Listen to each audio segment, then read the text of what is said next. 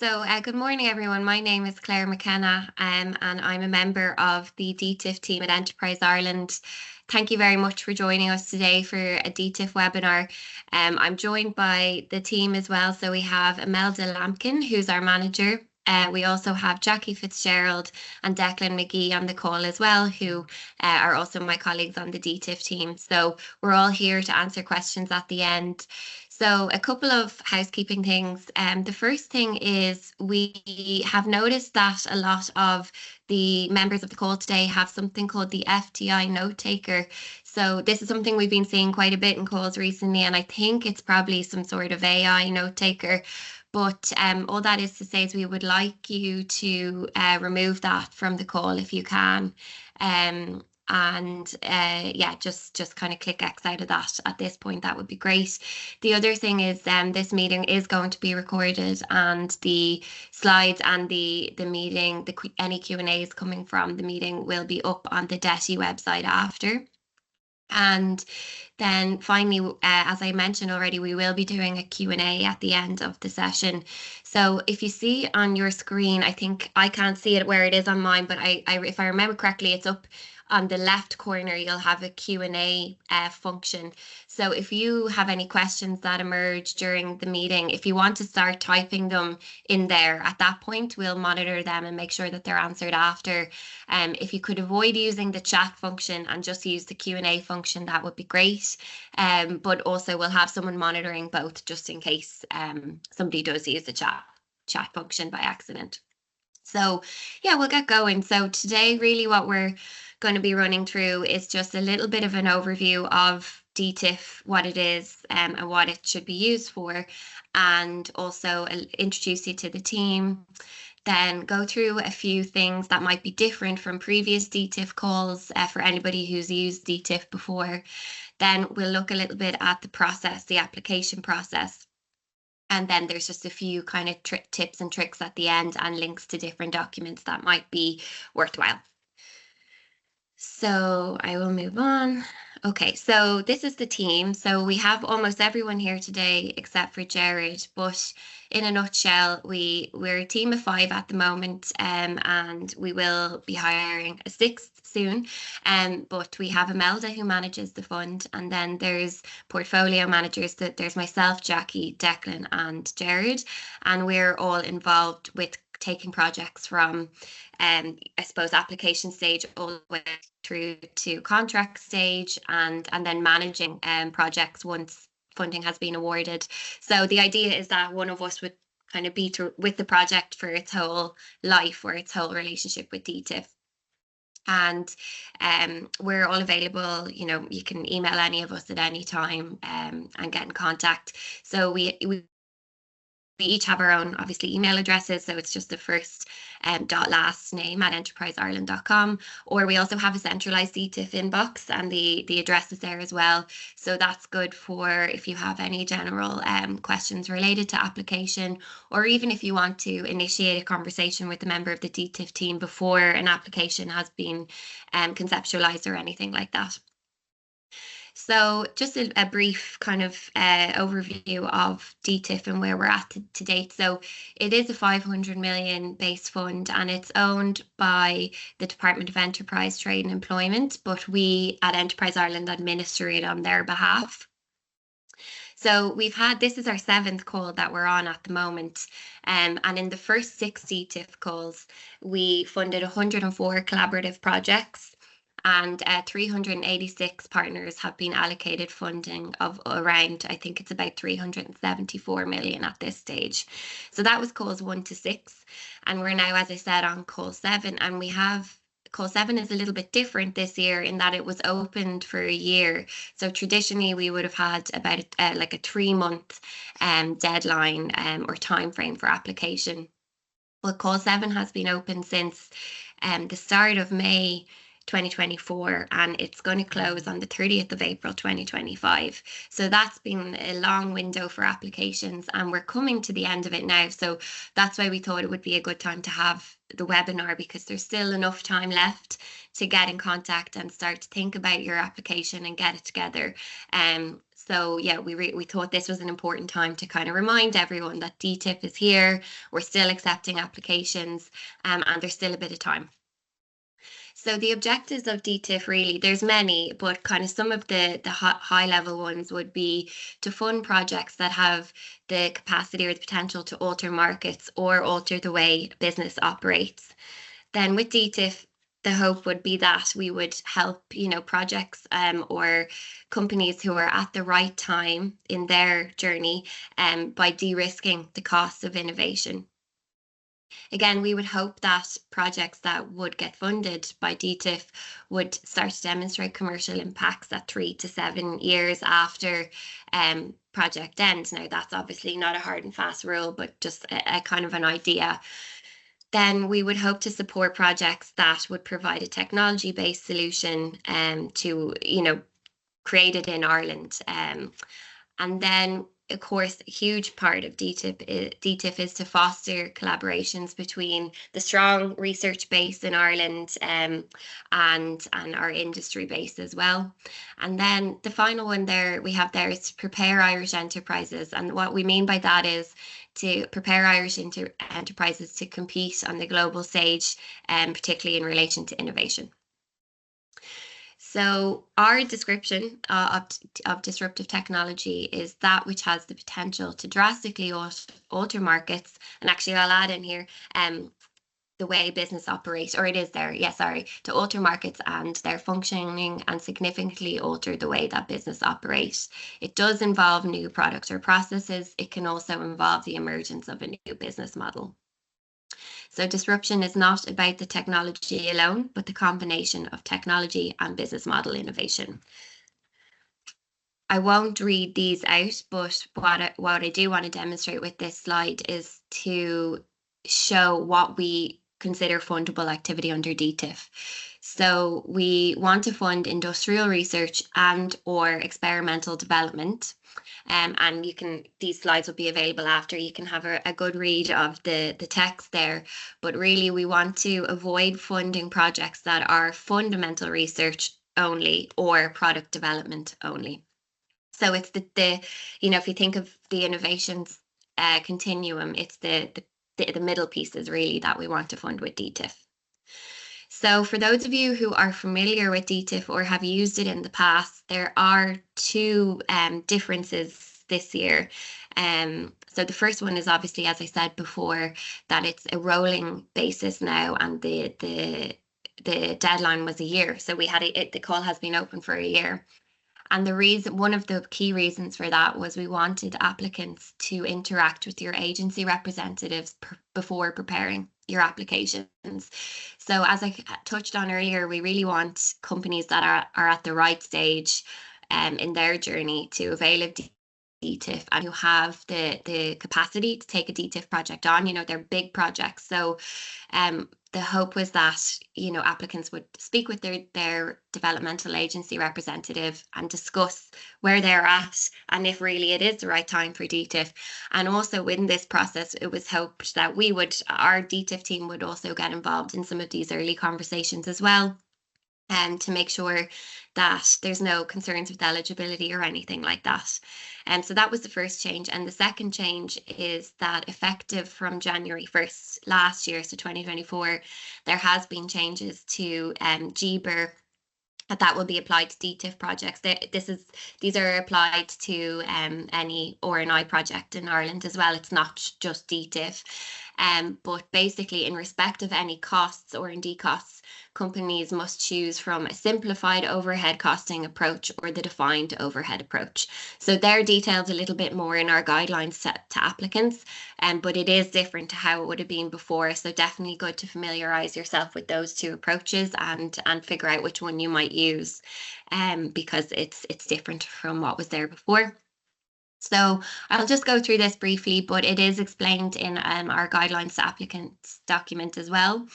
But there are distinct stages for the evaluation. So the first stage, as I said before, is before you even submit your application. We really want applicants to engage with their developmental agency before. So, hopefully everyone here is aware, in order to avail of DTIF, you need to be a client of Enterprise Ireland, IDA Ireland, Údarás na Gaeltachta, or a research performing organisation. So at the start of before submitting, we have here, there's a piece for you to engage with your agency representative, make sure everything is in check in terms of your client status and that sort of thing. Then you submit the project. So the lead partner will submit the proposal on behalf of the consortium. And at that point, then we also ask all company partners to submit key financial statements at the same time of submission. And again, that's explained a bit more in the guidelines, and the email address for that is in there as well. Once we receive the application on our submission portal, the DTIF team at Enterprise Ireland will check for eligibility. So that's just a precursor to evaluation to make sure everything is in order. If the proposal passes eligibility, then we have 2 evaluation stages. So the first is an independent remote evaluation. So we'll send the proposal to 3 external evaluators, and they will do a written review of the proposal and score it. If the proposal passes that stage, we'll then go to interview panels. So again, the 3 external evaluators will meet with the consortium, and there'll be a chance there for the consortium to answer questions that the evaluators may have. So pending that stage being successful, the advisory board will consider the project and make a recommendation for the minister. And then the final stage is minister approval. Once we have the ministerial approval, the project has a year to start to get off the ground. We would hope that the project, would be started within the first 3 months, but the offer is valid for 12 months from approval. Whilst this is going on, we also, as you can see below, the process map, we have financial status of companies to be assessed. So the financial status, which is the undertaking and difficulty assessment, that'll happen in parallel to the evaluation process. So the proposal evaluation, the technical evaluation, is there's 4 criteria. So we have the strength of the disruptive technology dimension, the excellence of the overall proposal and approach. There's the economic impact on sustainability, and the quality and efficiency of the collaboration. So in both the remote evaluation and the panel evaluation, these 4 criteria will be discussed. So a few little tips and tricks or things to think about if you are wanting to apply. So the consortium must comprise at least 3 independent partners. And as I mentioned earlier, those partners must be clients of EI, IDA, Údarás na Gaeltachta, or a relevant research performing organisation.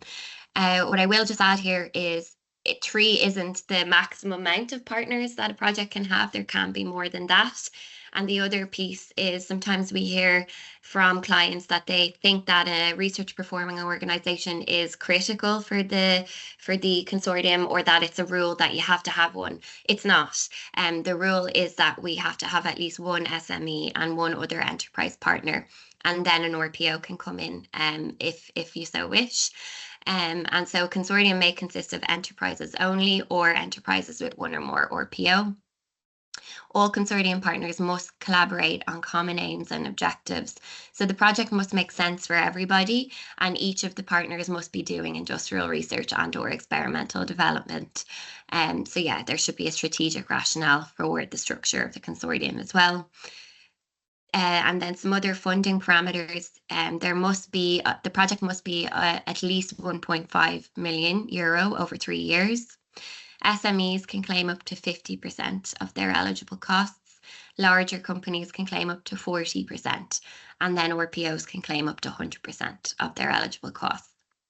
But important to remember, if there are RPOs on the project, they can't receive more than 50% of the total DTIF grant aid to the project. So a couple of other things to note. So as I mentioned earlier, there is an undertaking and difficulty assessment that will happen on eligible partners.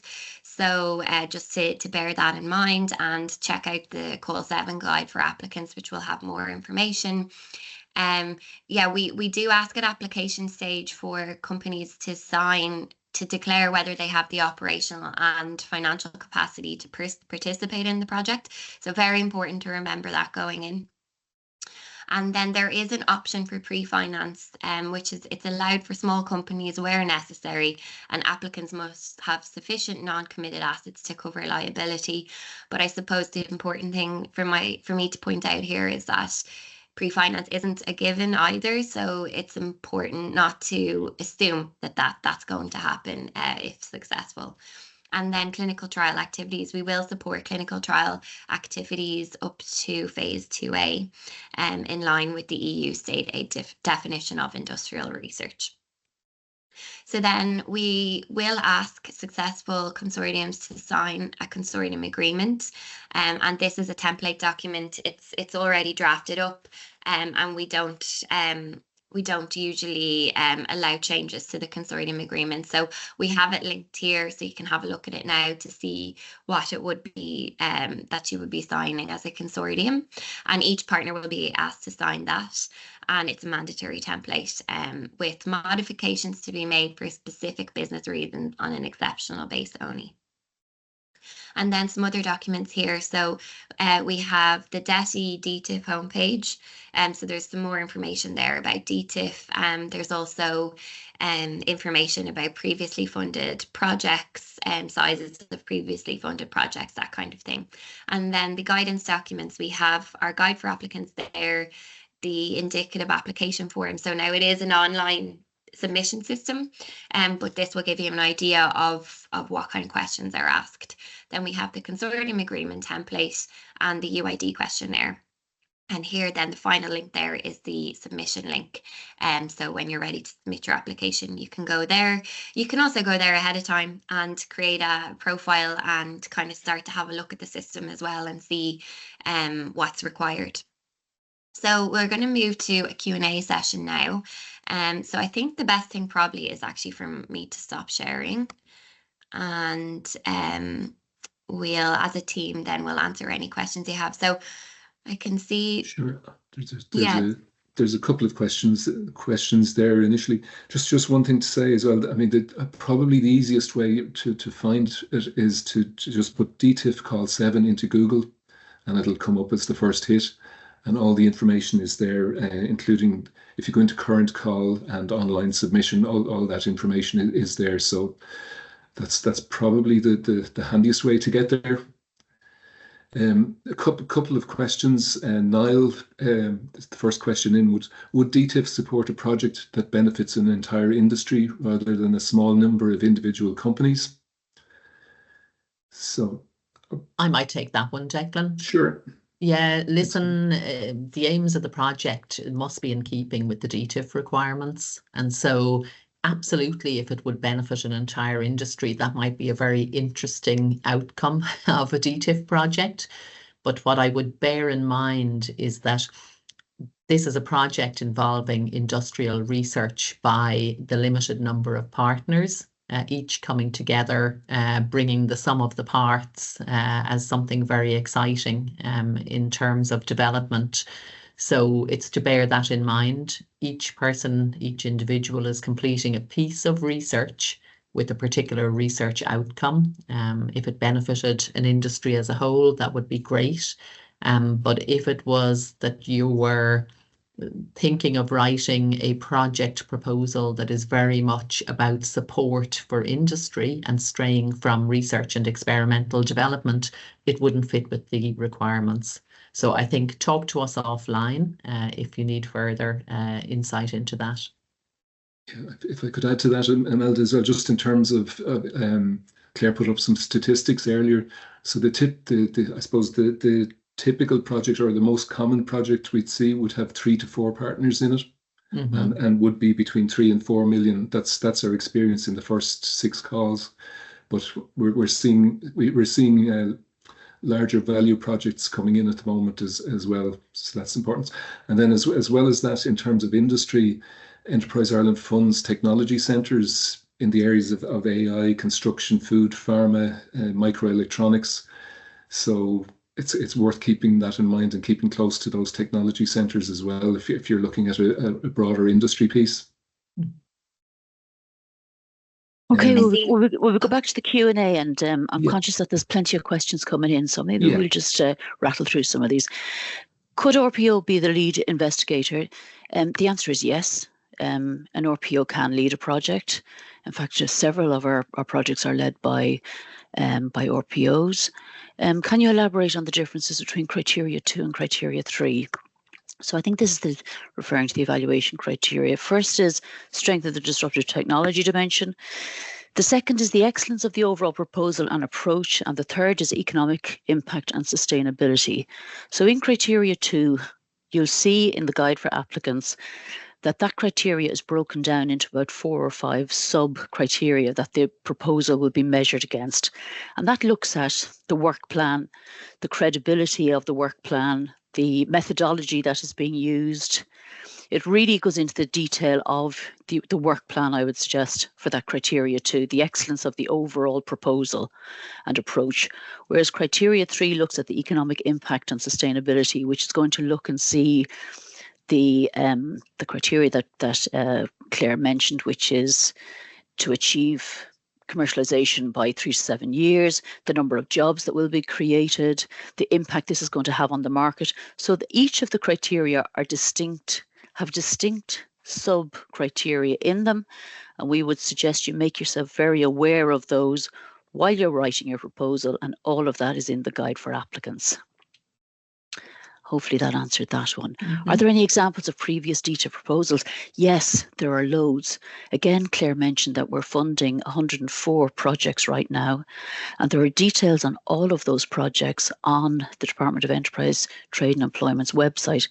The address is enterprise.gov.ie/DTIF, and there's a dashboard there which our colleagues have prepared, which is a fantastic source of information of everything that has happened on DTIF since the fund was launched back in 2018.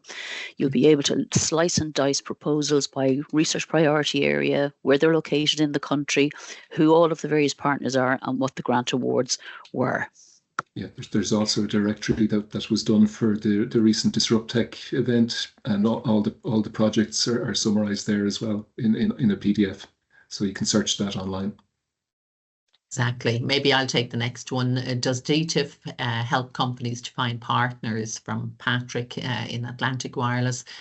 Patrick, we don't specifically help you to find partners, but what we recommend is you should have a detailed discussion with your development advisor in your agency. If you're involved in any communities in Ireland where you collaborate, so for example, Declan mentioned the technology centres, there are SFI research centres, there are industry clusters, you should be reaching out through them, looking at other applicants to DTIF, reviewing the dashboard to see who's in already, talk to them, they may be looking to come in again. So many resources there for you to find partners, but just not our team specifically. I can take the next two there. We have one from David. Could the costs an organisation contributes to a DTIF project be staff costs, resources? Yeah, absolutely. And staff costs and resources can be reimbursed on DTIF too, so long as they are related to the industrial research or experimental development on the project. So they have to be tied exactly to a work package or a piece of work done on the DTIF project. And the next one is, do all companies in the consortium have to be members of IDA, EI or Údarás na Gaeltachta? All industry partners must be a member of or a client of IDA, EI or Údarás, or if there's an RPO, they must be an eligible research performing organisation. Maybe I'll take the next one, Kim, with regards to being a HPSU, and can you write a proposal where you're aiming to raise finance to fund the 50% of the project? We have had companies that do that. They feel that approval of a DTIF project can be an attractor to investors, for example. But what I would say is we would recommend that you would be very cautious about that. You must declare that you have the financial and operational capacity to do this project. And so you don't want to let your partners down in 3 months' time when you're ready to start. You do have a window of up to 12 months, which might give you the opportunity to raise finance, but that's a very small time. And we've seen a number of small companies not able to raise the finance within that window. So my recommendation would be that you talk to your development advisor. You very carefully plan your timing of your DTIF application when you have the financial and operational capacity to do it. So maybe the next one, is there a standard IP agreement for the DTIF projects, or is it bespoke based on background IP and results from the project and what each partner brings to the development of the technology solution? I mean, the IP agreement is the consortium agreement, and see in particular section 9 of the consortium agreement in terms of how the partners are going to share IP. Is there, Imelda, you've already answered the one on the partnering platform, I think, isn't that right? Yeah, I mean, one comment to add might be that IDA, I think Chantel is on the call there. IDA have a partnering platform. There are opportunities like that, you know, through IDA or through the technology centre. So reach out. And there's the link going in. Thanks, Chantel. You know, I think many of you should already be involved in collaborative type communities, that you know people. If you're starting absolutely fresh, do take a look at the projects funded to date and see who's in there. Do you know them? Can you reach out to them? And we did run a partnering event at Disruptive as well, called Connect Cafe, where we'd scheduled quite a number of meetings, so some good results have come out of that, but that probably doesn't help you going forward if you weren't involved. The next one, what is the average total time from application submission to final approval, contract signed, etc., ready to start research work? I mean, really, that depends on a lot of the partners involved.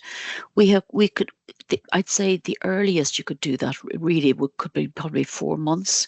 We have seen projects go through the entire process up and running within 3 to 4 months. However, we have seen others take a lot longer. Once a project has been approved by the DTIF Advisory Board and the Minister, and then the project is ready to start, I beg your pardon, and the project has been approved, I beg your pardon, consortia have 12 months to get to contract. And in some cases, we see some consortia get up and running and ready to start the project very quickly, and others can take that full 12 months. So it really just depends on the partners involved. Okay, so the next one. Following the close of Call 7 on the 30th of April, how quickly could a consortium be approved for funding? I think we've just mentioned that. Just to say, you could get the projects in as soon as possible. You don't have to wait till the deadline to get them in, as it's open all the time. We're receiving projects all the time.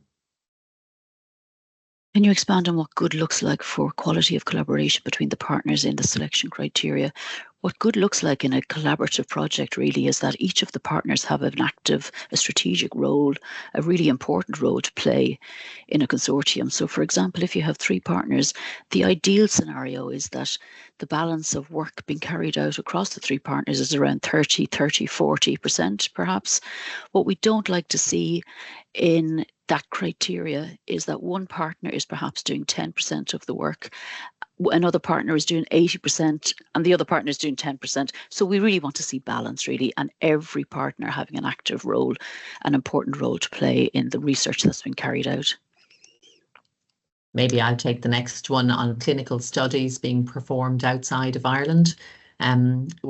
Across the portfolio, we've seen clinical studies in Ireland and beyond. So, you know, we may have people going out to the Mayo Clinic or whatever. Those types of costs can be included, for example, under consultancy for some of the high potential startups. Just one comment, I see Joshua having issues with the Q&A and not being able to see it. Joshua, throw your question into the chat if you need to, but actually it's better if they're coming in through the Q&A. Regarding the UID status, if the smaller of the two enterprises is UID and the larger enterprise is not UID, does that still make the group ineligible? Yes, it makes it ineligible. They all have to be able to fund their portion of the project and also be in a position to commercialize the outputs as well, I suppose, is the long and the short of it. But if it's deemed UID at the point of application, it's ineligible. Yeah, and maybe it's the opportunity for a reminder that when you go into a consortium like this, you should be very clear about your eligibility so that you're not letting down your partners at the last hurdle, for example, before you put in your application. So you should talk with your development advisor, particularly for the small companies. Have you got the operational and financial capacity to do the project? And actually, in the first place, are you clearly an agency client, for example, and eligible to apply for DTIF? So they're very important aspects. I think the next one is from Paul on the risk profile of the proposal provides justification for state support. Can you elaborate on project present risk or scale associated with innovation? The key thing about this, Paul, is that DTIF is about funding disruptive technology. The projects that we're funding under DTIF would typically, it certainly isn't incremental R&D. We're funding research that really has the potential to absolutely change the world, the way business operates. It is of such a high risk that the private sector would not be willing or interested in supporting this type of research. That's what's meant by the risk profile justifies state support. Only the state is prepared to step in and fund this really disruptive work. That it's going back to this. It's not about incremental R&D. It's about really doing something really different and hugely ambitious. And that level of ambition is so high that it requires the state to support it. I hope that answers that. Can portions of the proposed project be ready for commercialization within the 3-year project window? Imelda, do you want to take that? It's probably unlikely, again, just following on from what I've just said, that this is about funding industrial research and experimental development activities between technology readiness levels 3 to 9, I beg your pardon. So really, it would be unusual for us to see an output from DTIF being ready to commercialise within that window, the 3-year window of the project. Yeah, I'd agree with that, Jackie. It's, we want to see commercialization. That's what we're aiming for. But ultimately, what you're doing in these projects is industrial research and experimental development. So, most likely there will be additional steps towards commercialization that will take some time. But listen, the earlier the better, and the bigger impact, the better. I see the next one. Can a percentage of one staff outside of Ireland be included for the subsidy for a critical function or limited to external contractors? Right through the guide, we categorically state that the majority of the activity in DTIF takes place in Ireland.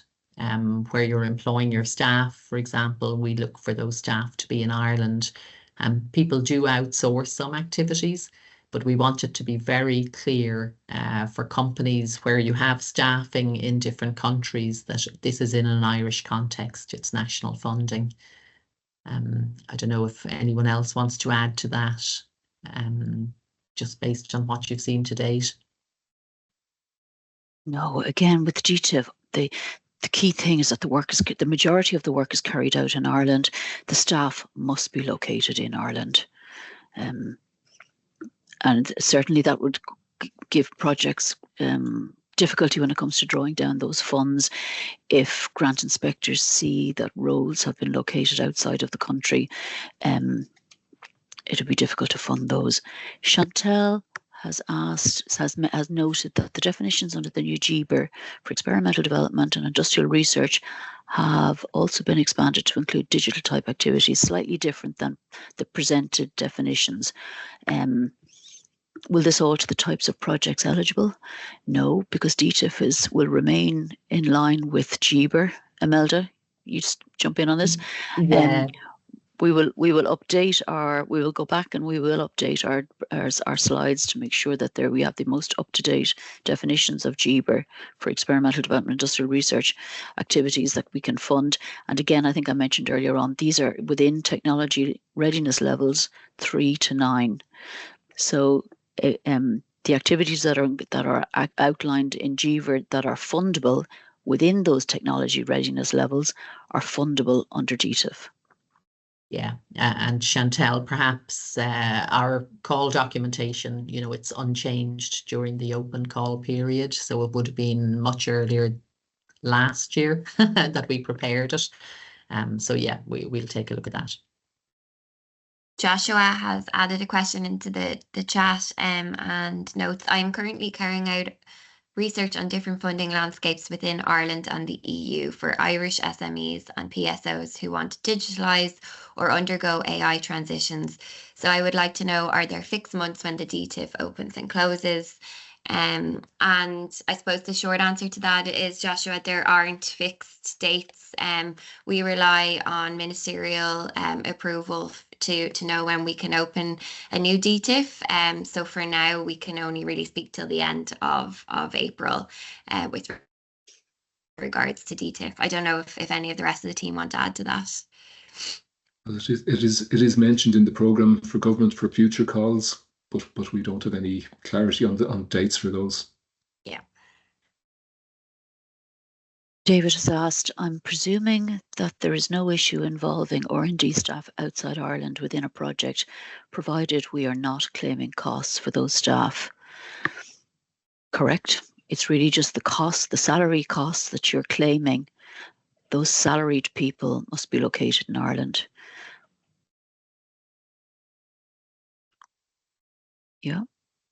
Do you agree, Imelda? You're happy with that? Yeah, I do. But, again, I would say the starting point for DTIF is that the majority of the activity is taking place in Ireland. So, for anybody who's considering a partner in their project, you should be very clear on that. What does the research team look like? The research team being put in place in the Irish landscape, Irish context.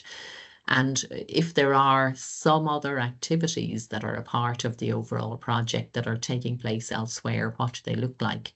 And again, as I say, it's to be absolutely clear on that so that you're not letting down the consortium at the last minute when you start to go through these details. So, in the past, we've seen companies, with overseas presence trying to squeeze something in that just doesn't quite fit.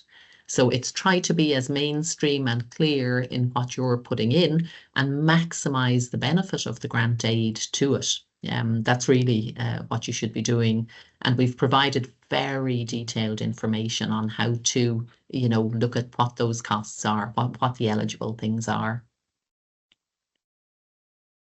I don't see any more questions in there. So if anybody wants to add anything else, now's the time.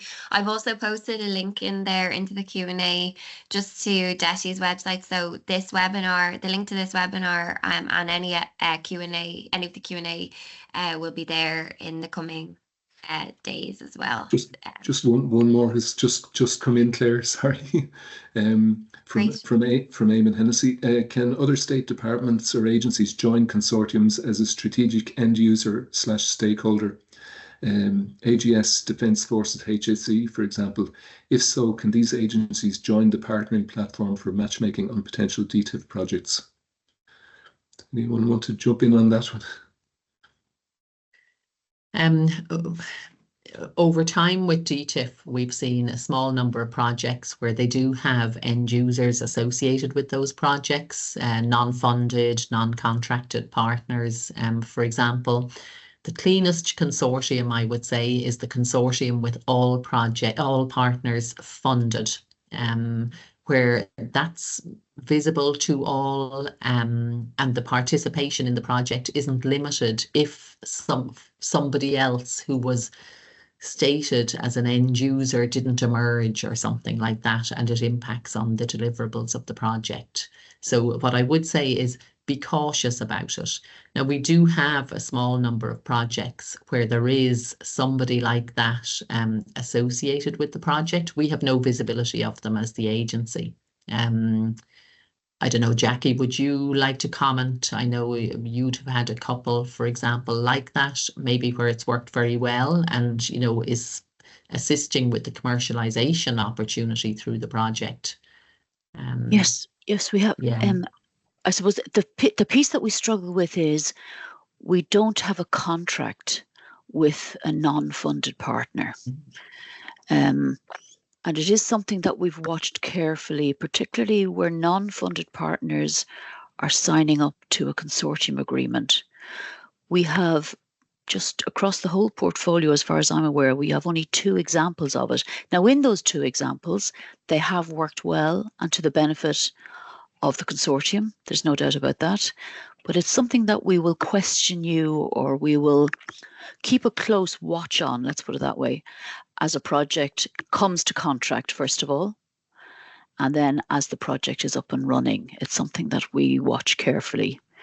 We're not ruling it out, but because we don't have a contract with non-funded partners, it's just a little bit more difficult to manage, but not impossible. Yeah. And I see the second part there. Can these agencies join the partnering platform for matchmaking on potential DTIF projects? And perhaps you're referring to the platform that Chantel has just put the link up there through IDA. I think I'm not sure in my last view of it if I saw any sort of state agencies joining that platform, but maybe Chantel could put in a reply there. You could take a look and just see if there's anybody there. But again, I think the key point is if you have somebody like that who has the potential to have a dramatic effect on the deliverables of the project, and they're not contracted to any agency, the money isn't running through there, for example, let's just be very cautious about the impact of a partner like that. There's a question in... Oh, yeah. Go ahead, Jackie. There's a question in the chat. How has the proposal template format and field requirements changed over the past few years? The big change for Call 7, as Claire mentioned in her presentation, is the changes to the treatment of overheads under new state aid rules, GBER. So we would urge you to read the guide for applicants, particularly on the changes to GBER and the treatment of overheads. That's a big change in Call 7 compared to all of the previous calls. Apart from that, the Part B document, which is the proposal document, really hasn't changed. It is the treatment of overheads, I would say, is the big change this time around. So be very aware of that when you're preparing your proposal and your costs. There is a question here from Laura. Thanks all. Is there a way companies can calculate UID status for partners, or is it just through the EI Development Manager? There's about 3 pages in the guide for applicants, I think it might be page 5, that goes through in detail the assessment that companies, enterprises should make to make sure that they're not undertaking a difficulty. You should definitely be carrying out that test in terms of your own accounts to satisfy yourself that you're not undertaking a difficulty. And you should also liaise with your agency, development executive, project executive, to ask their views also on how that assessment should be carried out. So there's a lot of information in the guide for applicants on the undertaking a difficulty assessment, and you should certainly be carrying that out. And as lead partners in projects, you should be absolutely asking your other enterprise partners have they satisfied themselves with their finance people that they are not going to be deemed undertaking in difficulty as a part of that eligibility criteria, and do that as soon as possible, I would suggest, because that is something that we see can really impact on the progress of projects where issues arise with undertaking a difficulty. Yeah, I mean, maybe just to comment on them for any academics, people in research performing organisations on the call, you know, some of these aspects, they're not relevant to the academic organisations. And just in case it's all sounding very scary and DTIF is different, these are all standard requirements of grant aid for companies. So, you know, companies that have many supports through the agencies understand these things already. If you're dealing with a high potential startup, it might be the first time that a small company team is encountering these, and that's why the support is available through the agencies. So, you know, please don't be scared off. These are routine things. There's one another question there from Paul. If a DTIP application was to be made with one consortium partner that was not funded, how is that communicated? Is it in the application itself? Yeah, I suppose you would talk about that that consortium partner within the application. Yeah, I think I'm understanding that question correctly. Yeah, and again, the point that I would make on it, Paul, is that try to stay as mainstream to the requirements of the call as possible, because your reviewers are going to look on that most favourably. So if you're bringing in a consortium partner who isn't funded, and if you're, for example, writing them in as crucial to work packages 3, 4, and 5, and they ultimately don't participate, there's no money flowing through the project to them, there's no working relationship, perhaps by the time you get to contract, your project will fall because essentially you won't have the ability to do the work packages. And if something like that looks like a risk to your reviewers of your application up front at the application stage, it may not be favourable to your application. So it's to really think that through very carefully.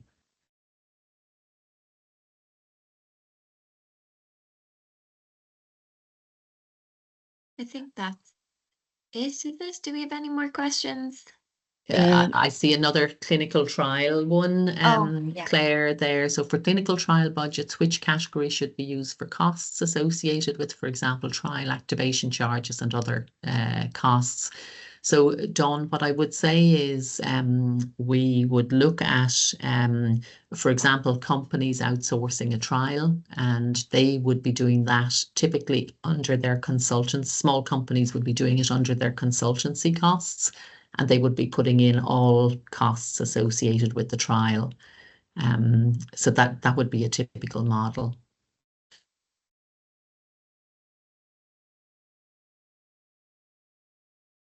I'm reluctant to say there's no more because mine is isn't updating.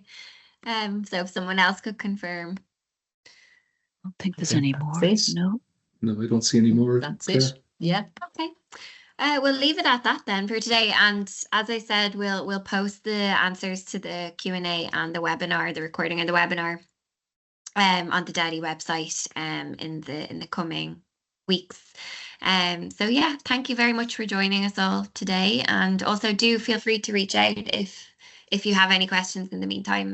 The DTIF inbox, as I said, we're all monitoring that regularly. So yeah, thank you very much and have a good weekend. Thanks, Bye. Claire.